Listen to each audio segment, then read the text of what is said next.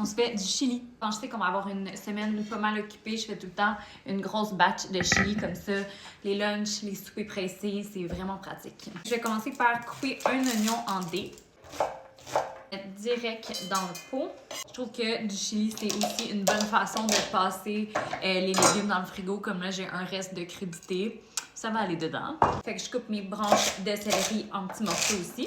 Des fois, je mets des poivrons, du maïs. Je peux vraiment mettre n'importe quoi.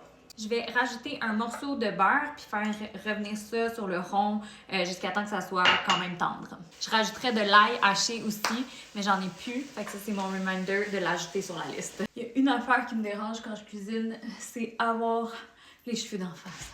Ah! Fait que voilà. Maintenant, je vais ajouter... Oh my God! Wow. Je vais ajouter la viande hachée. Fait que je vais la remettre sur le rond, quand même assez fort pour quasiment saisir la viande. Puis avec ma spatule, je vais venir le couper en petits morceaux, mettons. Fait que ma viande est quasiment cuite. Je vais ajouter une canne de haricots rouges que j'ai égoutté. Un pot de coulis de tomates. Je rince avec de l'eau pour aller chercher toutes les dernières petites gouttes. Un sploosh de pâte de tomate. Oh, elle est même pas ouverte. J'ai pas de mesure, hein, fait que faut y aller avec le cœur. Du ketchup, un sploosh aussi, du cumin, de la poudre de chili, et du café instant.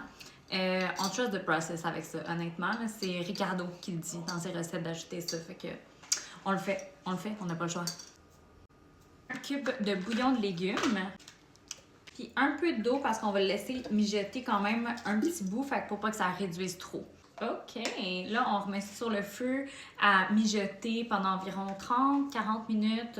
On veut une texture quand même assez onctueuse, là.